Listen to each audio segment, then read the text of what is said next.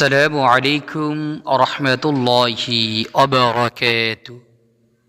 সম্মানিত দিনী ভাই ও বোনেরা, আজকে আপনাদের মাঝে একটি মজার ঘটনা আপনাদের মাঝে শেয়ার করব। মজার ঘটনাটি হইতেছে আবু হুরাইরা রাদিয়াল্লাহু তাআলা আনহু কে কেন আবু হুরাইরা বলা হয়। যদিও আমরা ঘটনাটি জানি, অনেকে হয়তো বা জানি না। এই জন্য যারা জানে না, তো এদেরকে জানানোর জন্যই আজকের এই ঘটনাটি আপনাদের মাঝে শেয়ার করা।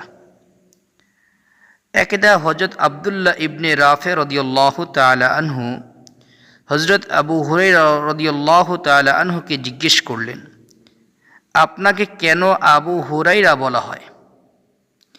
জবাবে তিনি বলেন, আমি একটি বিড়াল পালতাম। রাতের বেলা বিড়ালটি গাছের ডালে রেখে আসতাম। দিনের বেলা ছাগল চড়াতে গেলে তাকে সঙ্গে নিয়ে নিতাম ও অবসর সময় তার সঙ্গে খেলা করতাম। লোকেরা বিড়ালের সঙ্গে আমার এই অস্বাভাবিক খাতির দেখে আবু হুরায়রা বলতে আরম্ভ করল।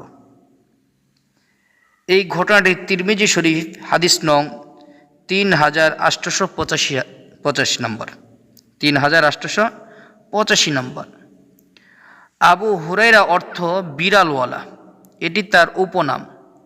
তবে তার এই উপনামের ব্যাপারে ইতিহাসবিদদের মাঝে মত ভিন্নতা রয়েছে।